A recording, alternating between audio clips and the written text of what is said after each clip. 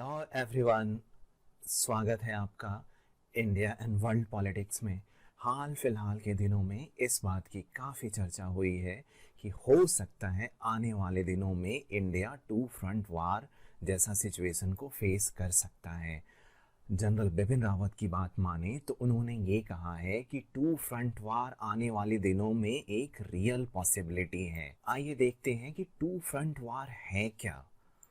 जब एक आर्मी एक साथ दो ज्योग्राफिकली सेपरेट फ्रंट पे फाइट कर रही होती है तो इसे टू फ्रंट वार कहते हैं। जैसे एग्जाम्पल के रूप में फर्स्ट वर्ल्ड वार के समय में जर्मनी ईस्टर्न फ्रंट में रसिया के साथ फाइट कर रहा था और वेस्टर्न फ्रंट में फ्रांस के साथ फाइट कर रहा था। तो यह एक टू फ्रंट वार का सिचुएशन है। अब देखते हैं कि टू फ्रंट वार के साथ समस्या क्या क्या होती है। दरअसल मिलिट्री के जो रिसोर्सेस हैं वो डिवाइड हो जाते हैं, आर्मी भी डिवाइड हो जाती है और वार फाइट करने के अदर मटेरियल रिसोर्सेस भी डिवाइड हो जाते हैं। टू फ्रंट वार कहीं से भी किसी नेशन के लिए एक गुड स्ट्रेटजी नहीं कही जा सकती। अगर हिस्ट्री से लेसन देखें तो जर्मनी अपने वार ऑब्जेक्टिव को मीट नहीं कर पाया था और अल्टीमेटली वार लॉस कर गया था। इंडियाज ग्रेट फिलोसोफर अगर कौटिल्य की बात माने तो उन्होंने ये कहा था कि हमेशा अपने दुश्मन को बारी बारी से फेस करो, एक साथ लड़ना कोई चालाकी भरी बात नहीं है। ये तो हुई टू फ्रंट वार की बात। क्या भारत ने कभी टू फ्रंट वार फेस किया है? तो जी हाँ, इसका जवाब है हाँ। अगर 1965 वार को देखें जो पाकिस्तान ने शुरुआत किया था ऑपरेशन जिब्राल्टर के थ्रू, जिसमें उसने कश्मीर को इन्वेड किया, तो कश्मीर पे प्रेशर कम करने के लिए भारत के प्राइम मिनिस्टर शास्त्री ने दूसरा फ्रंट खोल दिया पंजाब और राजस्थान में और इसके असर बहुत ही इंडिया के लिए फेवरेबल हुए थे। इंडिया सक्सेसफुल रहा अपने वार ऑब्जेक्टिव को मीट करने में और वो वार हमने जीत लिया था। यहाँ पे देखिए इंडियन आर्मी लाहौर के जस्ट बाहर पहुंच गई थी और बिल्कुल फ्री होकर पोज कर रही है। इस तरीके का पोज आप तब करते हैं जब आपको कोई इमिनेंट डेंजर दूसरी कॉन्फ्रंटिंग पार्टी से नहीं है। क्या 1965 का वार सचमुच में एक टू फ्रंट वार था? तो सचमुच में इसे टू फ्रंट वार नहीं कहेंगे क्योंकि जो भी कॉम्बैट देखा गया था वो वेस्टर्न फ्रंट में ही हुआ था, यानी कश्मीर, पंजाब, राजस्थान, गुजरात और ईस्टर्न फ्रंट जो कि पश्चिम बंगाल से लगता है, वहां पे तो कोई कॉम्बैट देखा नहीं गया था। इसे एक ट्रू टू फ्रंट वार नहीं कहेंगे।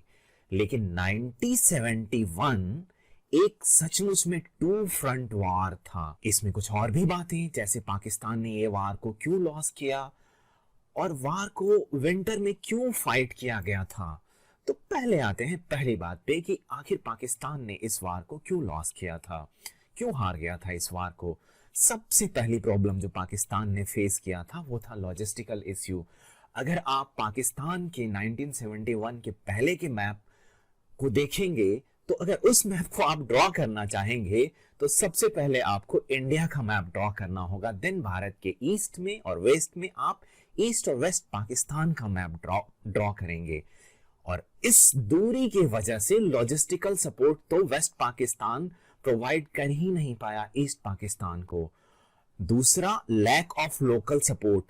वेस्ट पाकिस्तान ने ईस्ट पाकिस्तान पे इतना जुल्म किया था कि वो लोकल सपोर्ट तो खो ही चुके थे और लोकल सपोर्ट के अलावा वहां पे लोकल रेसिस्टेंस थी मुक्ति वाहिनी के रूप में। तीसरा सबसे बड़ा इंपॉर्टेंट फैक्टर ये था कि पाकिस्तान कोई भी मिलिट्री सपोर्ट चाइना और यूएसए से नहीं ले पाया था। जी हाँ, यहाँ पे बात आती है कि इंडिया ने वो वार विंटर में यानी दिसंबर में क्यों स्टार्ट किया था। दरअसल वो इंडिया की एक मिलिट्री स्ट्रेटेजी थी कि अगर इंडिया वो वार को विंटर में स्टार्ट करता है तो हिमालय पे पूरी तरीके से बर्फ भर जाती है और चाइना पाकिस्तान को कोई भी मदद नहीं पहुंचा पाएगा क्योंकि लॉजिस्टिकल डिफिकल्टीज बहुत बढ़ जाएगा। और ये वार इंडिया ने महज 13 दिनों में खत्म कर लिया था। आप यहाँ पे देख सकते हैं कि general Niazi instrument of surrender को साइन कर रहे थे। इसी इवेंट के बाद इंडियन सब कंटिनेंट में एक नए देश बांग्लादेश का जन्म हुआ था। आगे बढ़ने से पहले दोस्तों, मैं आपसे एक बहुत ही प्यारा सा सवाल पूछूंगा। What is unsinkable aircraft career? न डूबने वाला एक एयरक्राफ्ट कैरियर क्या है? ऑप्शंस ए, यह एक न्यूक्लियर पावर्ड एयरक्राफ्ट कैरियर है। ऑप्शन बी, यह एक traditional diesel power aircraft carrier है जो कि protected by large number of ships है। क्या एक रिटायर्ड एयरक्राफ्ट कैरियर है जो कि सी शोर पे रेस्ट कर रहा है, या यह कोई एक आइलैंड है जो रनवे और अदर फैसिलिटीज को बनाई गई है फाइटर जेट्स के लिए? क्वेश्चन का आंसर मैं इस वीडियो के लास्ट में आपको बताऊंगा, सो कृपया पूरा वीडियो देखें। तो दोस्तों, इंडिया ने टू फ्रंट वार तो पहले भी फेस किया है, लेकिन इस बार ये इतनी चिंता का बात क्यों है? तो सबसे पहले इंडिया ने पहले कभी भी टू फ्रंट वार दो डिफरेंट कंट्री के साथ फेस नहीं किया है। हम लोगों ने जितने भी टू फ्रंट वार फेस किया वो पाकिस्तान के साथ फेस किया है, और अब जो सिचुएशन आ रहा है इसमें अगर टू फ्रंट वार होगा तो वो चाइना और पाकिस्तान के साथ होगा। चाइना और पाकिस्तान का जो एक्सिस है वो धीरे धीरे बहुत ही स्ट्रांगली ग्रो कर रहा है। कोऑपरेशन कर रहे हैं वो लोग मिलिट्री में, इकोनॉमी में, डिप्लोमेसी में। इकोनॉमी में आप देख रहे होंगे सीपेक के थ्रू। डिप्लोमेसी में चाइना अपने P5 मेंबरशिप, जो यूएन का परमानेंट मेंबरशिप उसके पास है, उसका काफी इस्तेमाल किया है पाकिस्तान के फेवर में। जैसे मसूद अजहर के केस में चाइना आज के समय में वर्ल्ड की सेकंड लार्जेस्ट मिलिट्री है, और पाकिस्तान की मिलिट्री है वो भी बड़ी है इसके नीड और इसके इकोनॉमी के हिसाब से। चाइना तथा पाकिस्तान दोनों न्यूक्लियर पावर देश हैं। इंडिया इन दोनों कंट्री के साथ अनसेटल्ड बाउंड्री शेयर करता है। अभी रिसेंटली जो गलवान में स्टैंड ऑफ हुआ था उसमें जब चाइना के साथ इंडिया कॉन्फ्रंटेशन में था, पाकिस्तान में भी मिलिट्री मूवमेंट देखी गई थी, और वह एक बहुत ही वरीसम सिचुएशन था। इसके अलावा चाइनीज आर्मी रैपिडली मॉडर्नाइज कर रही है। रिसेंटली उन्होंने एंटी एयरक्राफ्ट कैरियर मिसाइल्स को डेवलप किया है, एंटी सैटेलाइट मिसाइल्स को डेवलप किया है। ये सारे बहुत ही डिस्ट्रक्टिव एंड ड्रेडफुल वेपन्स हैं। Chinese naval activity Indian ocean region में बढ़ रही है। जी जिनपिंग की जो रेजीम है वो धीरे धीरे बहुत ही असर्टिव होता जा रहा है, यानी अपनी बात को फोर्सफुली मनवाने की कोशिश करता है। ये तो हुई चाइना पाकिस्तान की बात। अगर भारत के अंदर देखें तो इंडिया अपने अंदर लेफ्ट विंग एक्सट्रीमिज्म और टेररिज्म को फेस कर रहा है। अगर ये इंटरनल डिस्टर्बेंस को जोड़ दें, जो थ्रेट चाइना पाकिस्तान एक्सिस के साथ इमर्ज हो रहा है, तो ये 2.5 फ्रंट हो जाता है। इसे कई मिलिट्री स्ट्रेटेजिस्ट ने इंडिया का 2.5 फ्रंट वार कहा है। अब आते हैं कि क्या इंडिया 2 फ्रंट वार के लिए तैयार है?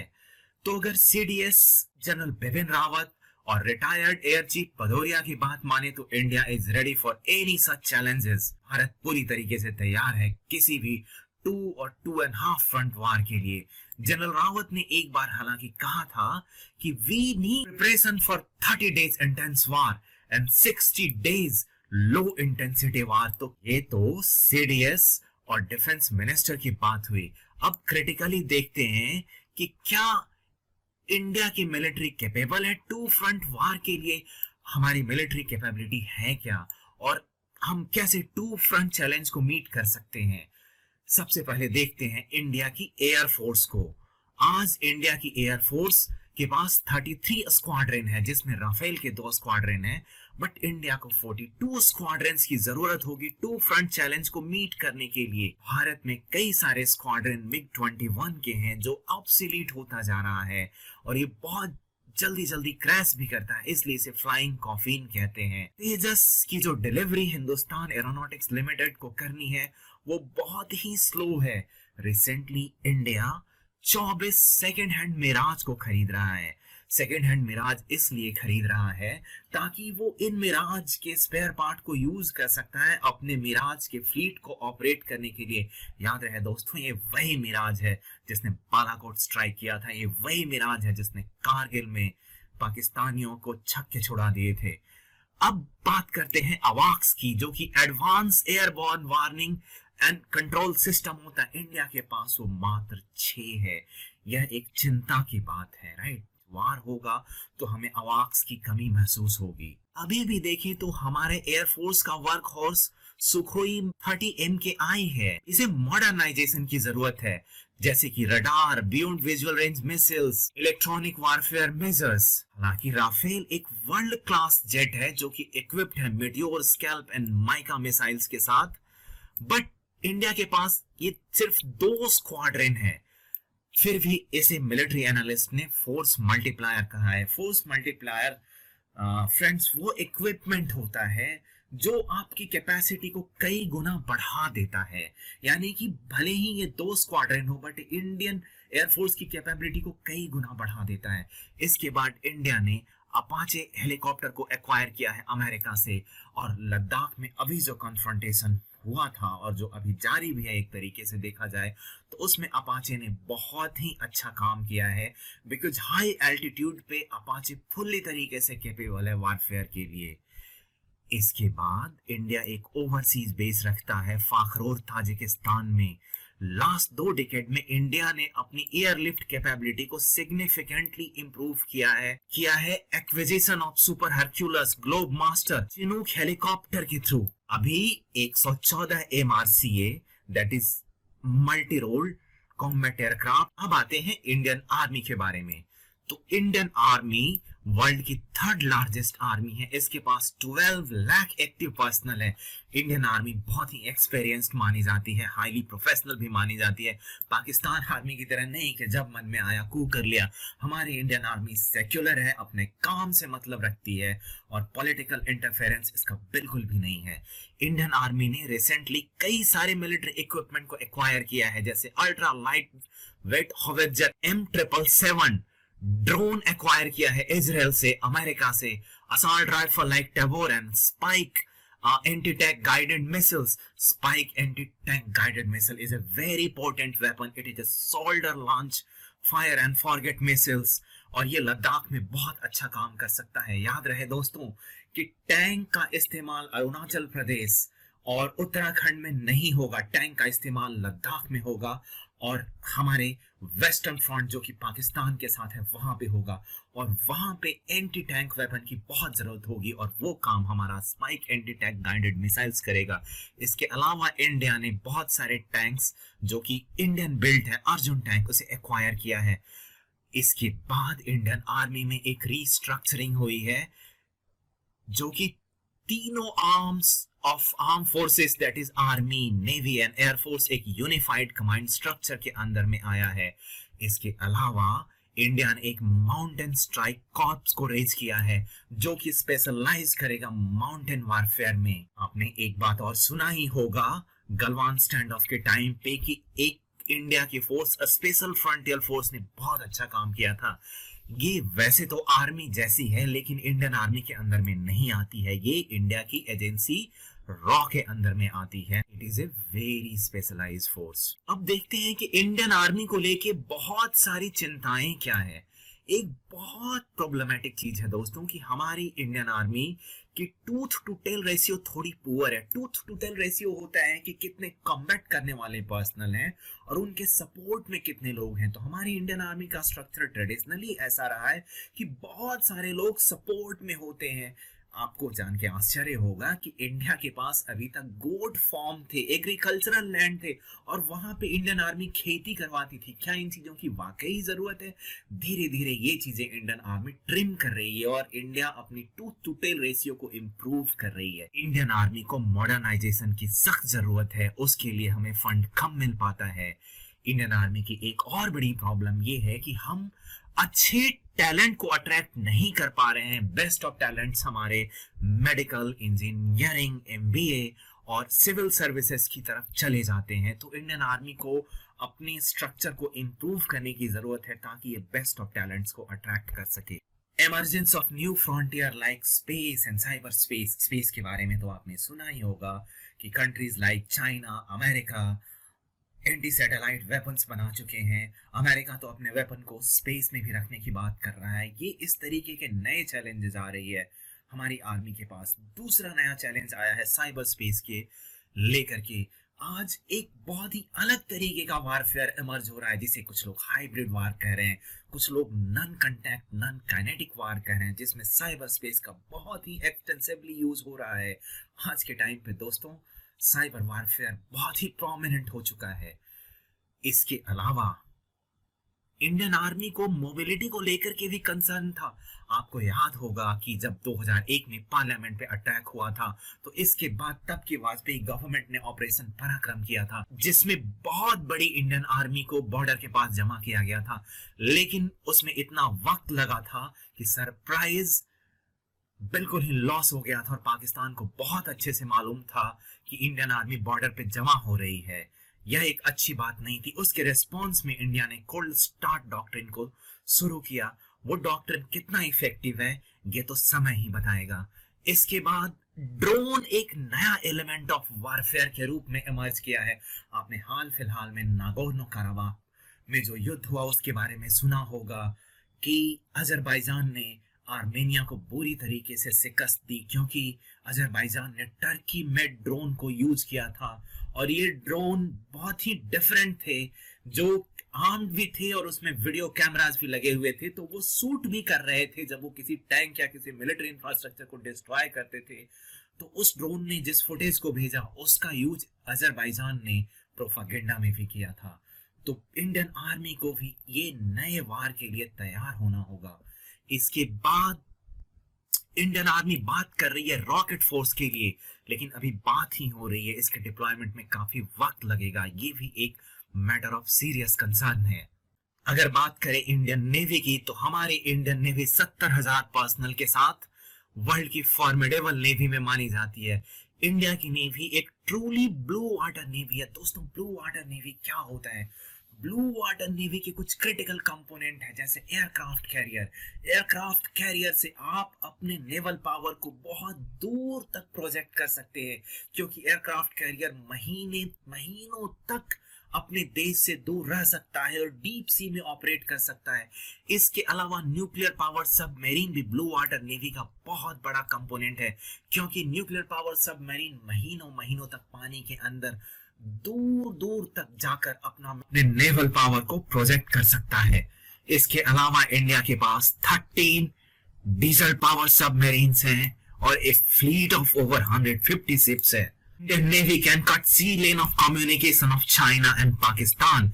इसके अलावा हमारी नेवी एक डिप्लोमेसी की भी टूल है, जैसे मालाबार एक्सरसाइज में हम क्वाड के अदर मेंबर जैसे यूएसए, जापान और ऑस्ट्रेलिया को इनवाइट करते हैं। सो नेवी सिर्फ हमें प्रोटेक्ट ही नहीं करती, बल्कि ये एक डिप्लोमेटिक टूल के रूप में भी अपनी सेवाएं देती है। पोसाइडन P-8 एक बहुत ही potent anti submarine warfare aircraft है। दोस्तों ये इंडिया ने अमेरिका से खरीदा है, बोइंग बनाती है इसे, और ये चाइनीज सबमरीन्स को बहुत इजीली डिटेक्ट करके उन्हें चैलेंज और उस पर अटैक भी कर सकता है। अब इंडियन नेवी की समस्याओं को देखते हैं। इंडियन नेवी को मॉडर्नाइजेशन की ज़रूरत है।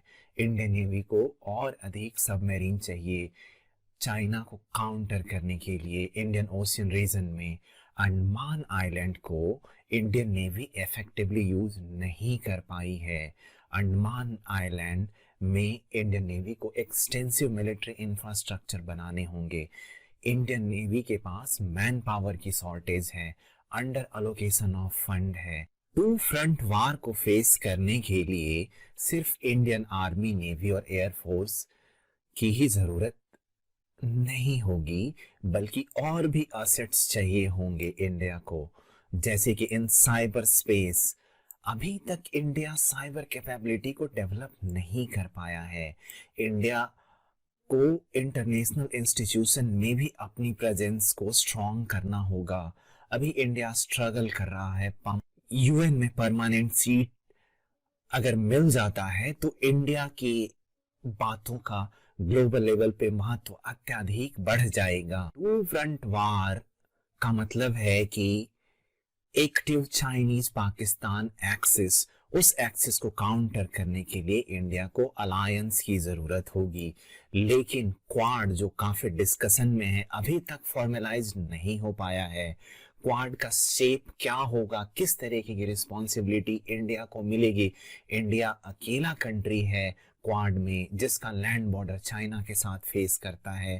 तो ये सारी चीजें अभी भारत को समझना होगा, किस हद तक क्वाड के अदर कंट्री यूएस, जापान और ऑस्ट्रेलिया इंडिया का हेल्प करने को तैयार होगा when actual hostilities breaks out. Quad के बाद आपने देखा है कि एक एयू के यूएस के नाम से इंस्टीट्यूशन सीट में आया है जिसमें ऑस्ट्रेलिया, यूके एंड यूएस है। तो क्वाड को सिंक्रोनाइज करना होगा एयू के यूएस के साथ, क्योंकि इसमें दो कंट्री हैं जो कॉमन हैं, US and Australia. Two front war को अवॉइड करने के लिए इंडिया को एक क्रेडिबल डेटरेंस बनाने की जरूरत है। क्रेडिबल डेटरेंस में कई सारी चीज क्रिटिकल होंगे, जैसे इंडिया को एक इफेक्टिव फंक्शनल न्यूक्लियर ट्रायड की जरूरत होगी। न्यूक्लियर ट्रायड मींस इंडिया अपनी क्षमता ऐसे डेवलप कर लेता है कि लैंड से आईसीबीएम के थ्रू, वाटर से सबमरीन के थ्रू और एयर से अपने फाइटर जेट्स के थ्रू न्यूक्लियर वारहेड को डिलीवर करने की कैपेसिटी बिल्डअप कर ले। इसके बाद इंडिया को जल्दी से जल्दी missile defence system like S-400 की जरूरत है। इंडिया का आईसीबीएम अभी भी पूरी तरीके से टेस्टेड और फंक्शनल नहीं है। आईसीबीएम फंक्शनल तभी होगा जब उसमें मर्व कैपेबिलिटी होगी। Merv means multiple independent targetable re entry vehicle, यानी एक साथ इसमें कई न्यूक्लियर वारहेड होंगे और किसी कंट्री या डिफरेंट कंट्री के कई जगहों को ये एक साथ टारगेट कर पाएगा। इंडिया को और अधिक न्यूक्लियर सबमरीन्स की जरूरत होगी, क्योंकि न्यूक्लियर सबमरीन्स को बहुत डिफिकल्टी आती है। कोई अगर दूसरी कंट्री डिटेक्ट करना चाहता है इस तरीके के सबमरीन्स को, तो इसके बाद इंडिया को अपनी एंटी सबमरीन वारफेयर को बहुत एनहांस करना होगा। अब देखते हैं कि इंडिया को अभी किन किन इमीडिएट स्टेप्स लेने की जरूरत है। तो इंडिया सबसे पहले न्यूक्लियर फ्रंट पे इंडिया को अपनी नो फर्स्ट यूज पॉलिसी को कैलिब्रेट करना होगा। इंडिया ने कहा हुआ है कि हम कभी भी पहले न्यूक्लियर वेपन यूज नहीं करेंगे, लेकिन क्या इंडिया तब भी यूज नहीं करेगा जब दो कंट्री मिलकर एक साथ अटैक करेंगे और इंडिया का एग्जिस्टेंस ही थ्रेट पे होगा? तो उस सिचुएशन में भी आप अपने न्यूक्लियर एसेट्स को यूज नहीं करते हैं, तो आखिर न्यूक्लियर एसेट का इस्तेमाल क्या है? एक्चुअली न्यूक्लियर वेपन कभी ये वार ऑफ वेपन नहीं है, ये वार ऑफ डेटरेंस है। सो इंडिया को अपनी न्यूक्लियर पॉलिसी को तो कैलिब्रेट करना ही होगा और न्यूक्लियर ट्रायड को फॉर्मिडेबल बनाना होगा कि अगर न्यूक्लियर स्ट्राइक होता भी है तो इंडिया की सेकंड स्ट्राइक कैपेबिलिटी फॉर्मिडेबल है। स्पेस फ्रंट पे इंडिया अभी एंटी सैटेलाइट कैपेबिलिटी डेवलप किया है मिशन शक्ति के थ्रू, लेकिन रॉकेट फोर्स जो बिल्ड करने की बात हो रही है उसे जल्द से जल्द बिल्ड करके ऑपरेशनल करना होगा। साइबर फ्रंट पे देखें तो इंडिया ने कई सारे काम किए हैं, जैसे कि नेशनल साइबर सिक्योरिटी पॉलिसी 2013 जिसमें क्रिटिकल इंफ्रास्ट्रक्चर की बात हुई थी। इसके बाद इंडिया अपनी नेशनल साइबर सिक्योरिटी स्ट्रेटेजी को लेकर के आया है। इंडिया ने cyber crime and coordination centre, जिसे I4C कहते हैं, को इस्टेब्लिश किया है। याद रहे कि cyber front non contact non kinetic element रखता है, यानी कि साइबर फ्रंट में एक आदमी जो कि एक लैपटॉप और इंटरनेट का कनेक्शन लेके बैठा हुआ है वो उतना ही डेंजरस है जितना कि एक आतंकवादी कलाशनिकोव लेकर के बैठा है। आज आप साइबर टेररिज्म की बात करते हैं, आज साइबर अटैक की बात हो रही है, आज साइबर वार की बात हो रही है। इन सब सिचुएशन को देखते हुए इंडिया को अपनी साइबर कैपेबिलिटी बहुत मजबूत करनी होगी। इंडिया को इंफ्रास्ट्रक्चर बिल्ड करने की इमीडिएट जरूरत है। वैसे देखा जाए तो हाल फिलहाल में इंडिया ने बहुत अच्छा प्रोग्रेस किया है। आप देखेंगे कि कई सारे ब्रिज एंड टनल, चाहे वो आसाम में हो, अरुणाचल में हो, लद्दाख में हो, जम्मू कश्मीर में हो, बनाया गया है। बट अभी भी हमारी इंफ्रास्ट्रक्चर चाइनीज कैपेबिलिटी को मैच नहीं कर पा रही है। चाइनीज ने इंडिया से बहुत ही बेहतर इंफ्रास्ट्रक्चर अपने बॉर्डर पे बनाया हुआ है। और ये इंफ्रास्ट्रक्चर सिर्फ ट्रांसपोर्ट में नहीं होना है, ये कम्युनिकेशन में होना होगा। हाल फिलहाल में चाइना अपने बॉर्डर एरिया पे 5G नेटवर्क को दे रहा है, लेकिन इंडिया में अभी 5G सर्विसेज शुरू भी नहीं हुई है। डीबी सेकतकर कमेटी की बात माने तो बिल्डिंग इंफ्रास्ट्रक्चर बहुत ही क्रिटिकल है इंडिया के बाउंड्री को सिक्योर करने के लिए। इसके बाद अंडमान आइलैंड को बहुत बेहतर तरीके से डेवलप करना होगा। वहां पे ट्राई सर्विस कमांड का हेडक्वार्टर है, लेकिन इंफ्रास्ट्रक्चर की अभी बहुत कमी है। इंडिया को इंफ्रास्ट्रक्चर बहुत बढ़ाने होंगे अंडमान आइलैंड पे। इंडिया को अपने स्ट्रेटेजिक वाइल्ड रिजर्व को अपग्रेड करना होगा। ध्यान रहे कि वार के सिचुएशन में अगर इंडिया पाकिस्तान और चाइना के सी लेन्स ऑफ कम्युनिकेशन को कट कर सकता है, तो हमें भी किसी सिचुएशन में फ्यूल की क्राइसिस आ सकती है। सो उस क्राइसिस से बचने के लिए हमें स्ट्रेटेजिक वाइल्ड रिजर्व को अपग्रेड करना होगा।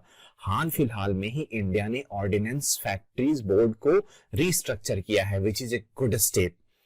Private participation in defence service delivery को बहुत बढ़ाने की जरूरत है। इसके साथ साथ एक world class defence research lab की बहुत ही जरूरत है इंडिया में, ताकि वो इंडिया अपने जो टैलेंट्स हैं, जो डिफेंस इंडस्ट्रियल कॉम्प्लेक्स में रिसर्च एंड इंफ्रास्ट्रक्चर में कंट्रीब्यूट कर सकते हैं, वो ज्वाइन करें और भारत की हेल्प करें अपनी बाउंड्री को सिक्योर करने में। इंटेलिजेंस नेशनल सिक्योरिटी के लिए क्रिटिकल है। आपको याद होगा कि कारगिल वार में इंडिया का मैसिव सिक्योरिटी फेल्यूर था और कारगिल की हाइट्स को रीऑक्यूपाई करने के लिए हमें बहुत सारे ब्रेव सोल्जर को सैक्रिफाइस करना पड़ा था। ये इंटेलिजेंस ह्यूमन भी होगा और इंटेलिजेंस भी होगा। इंटेलिजेंस के लिए हमारी अपनी एजेंसी तो है ही, लेकिन like minded countries and agencies like five I's के साथ इंडिया को कोऑपरेट करना होगा, पैक्ट साइंस करने होंगे, ताकि हम एक दूसरे के साथ इंटेलिजेंस को शेयर कर सकें।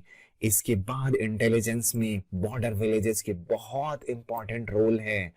आपको पता होगा कि operation Gibraltar that was launched by Pakistan, it failed because Pakistan ने ऐसा सोचा था कि कश्मीरी लोग इंडियन आर्मी को कुछ नहीं बताएंगे और वहां पे एक अपराइजिंग होगी। ऐसा कुछ नहीं हुआ था। कश्मीरी लोगों ने इंडियन आर्मी को सारी चीजें बता दिया था। कारगिल में भी पहला इंफॉर्मेशन कुछ सेफर्ड लोगों ने ला करके दिया था। लद्दाख में भी अभी आपने देखा होगा कि बहुत सारे लद्दाखी पीपल ने इंडियन आर्मी की इंटेलिजेंस गैदरिंग से लेकर के लॉजिस्टिकल सपोर्ट में मदद किया था। कहने का मतलब साफ है कि हमें बॉर्डर विलेजेस को डेवलप करने होंगे, उनको लोगों को अवेयर करना होगा कि वो किस तरीके के रोल डिफिकल्ट सिचुएशन में प्ले कर सकें। और कुछ एरिया जहां पे फ्रीक्वेंट क्लासेस हैं वहां हमें उसे सिक्योर करना होगा, जैसे कि लद्दाख, आंध्र प्रदेश, सियाचिन। टू फ्रंट वार के चैलेंज को मीट करने के लिए डिप्लोमेटिक एफर्ट की बहुत जरूरत है। टू फ्रंट वार कभी होना ही नहीं चाहिए इंडिया के साथ। इसके लिए हमें अपने हर तरीके के डिप्लोमेटिक कैपेबिलिटी को इस्तेमाल करना पड़ेगा। जैसे कि कोल्ड वार के दौरान दोस्तों यूएसए एंड यूएसएसआर ने डायरेक्ट हॉटलाइन एस्टैब्लिश किया था क्रेमलिन व्हाइट हाउस के बीच में, और उसका रिजल्ट बहुत अच्छा हुआ कि कभी कोल्ड वार हॉट नहीं हुआ। इसके अलावा हमें अपने बॉर्डर डिस्प्यूट को नेगोशिएशन एंड आर्बिट्रेशन के थ्रू रिजॉल्व करने होंगे। डिप्लोमेटिक एफर्ट में resolving dispute through negotiation and arbitration actually ये हमारे कॉन्स्टिट्यूशनल वैल्यू के अकॉर्डिंग है। आप अगर डीपीएसपी का आर्टिकल 51 देखेंगे तो वो आर्टिकल साफ साफ कहता है कि हमें अपने डिस्प्यूट को नेगोशिएशन आर्बिट्रेशन के थ्रू रिजॉल्व करने चाहिए। इंडिया को बहुत ही एक्टिव रोल प्ले करना होगा यूएन में और एससीओ में अगर टू फ्रंट वार को अवॉइड करना है तो। इसके अलावा हमें अपने सभी नेबर से बेटर रिलेशंस करने होंगे, क्योंकि जब गलवान में स्टैंड अप था तो अभी देखा गया था कि नेपाल भी बहुत ही एंटी इंडिया एक्टिविटीज करने लगा था। हालांकि वो उनके अपने इंटरनल पॉलिटिकल इश्यूज के वजह से थे, लेकिन फिर भी हमें अपने सभी नेबर, चाहे वो भूटान हो, बांग्लादेश हो, नेपाल हो, बहुत अच्छे रिलेशन रखने होंगे। अब आते हैं अपने क्वेश्चन पे कि अनसिंकेबल एयरक्राफ्ट कैरियर क्या है। जी हाँ दोस्तों, यह एक आइलैंड होता है जिस पे रनवे एंड अदर फैसिलिटी बनाई गई होती है, जहां से फाइटर जेट टेक ऑफ कर सकते हैं, लैंड कर सकते हैं। सो इंडिया का Andaman island will work as unsinkable aircraft carrier. Andaman Nicobar island में जो हमारी फैसिलिटीज होगी वो अनसिंकेबल एयरक्राफ्ट कैरियर की तरह काम करेगा। तो दोस्तों, मुझे पूरा यकीन है कि मैंने टू फ्रंट वार सिनेरियो को ठीक से समझा पाया होऊंगा, और मैं अपने इस लेक्चर को एंड करना चाहूंगा एक कोट से कि वार में वो जीतता है जिसका नुकसान सबसे कम होता है। किसी भी देश का जो कामयाबी होती है वो होती है उस देश की शांति और समृद्धि में। सो अल्टीमेटली इंडिया को ही नहीं बल्कि पाकिस्तान और चाइना को भी टू फ्रंट वार बिल्कुल अवॉइड करनी चाहिए।